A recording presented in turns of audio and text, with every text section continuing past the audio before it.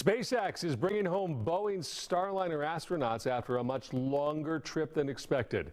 Astronauts Butch Wilmore and Suni Williams launched in June of last year to test the craft, but technical issues left them stuck aboard the International Space Station for months.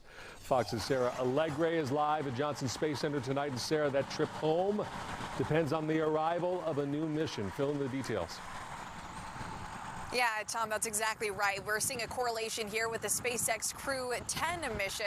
Now, the astronauts actually left here a couple of hours ago from NASA's Johnson Space Center, headed to Kennedy Space Center in Florida, and they're going to launch from there coming up on Wednesday, March 12th. So what's happening here is the International Space Station, it needs a crew there for mechanical reasons, along with just the continuation of that space exploration and investigations. And so that's where Crew 10 comes in, steps in, finally relieving Butch and Suni, who have been there for quite some time now. So let's talk about Crew 10 here. We have NASA Commander Anne McClain. We also have NASA's pilot accompanying her, Nicole Ayers, Japanese astronaut Takuya Onishi, and Russian cosmonaut Kirill Peskov.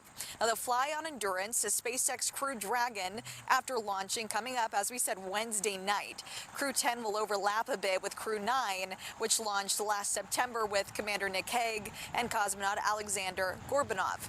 Then Butch and Suni will finally head home with the rest of Crew 9 on SpaceX's Dragon Freedom capsule later in March. That's coming up. The two were originally supposed to return on Starliner just 8 days after launching in June, but tech issues forced NASA to send the vehicle back to Earth without them after issues docking at the ISS. It takes a full crew to continuously crew the space station, both for science and for maintenance. And that is the work that we're looking forward to doing when we get to the space station. We've been in constant communications with Crew 9. Crew 9 has been doing this spectacular mission for the last 6 months.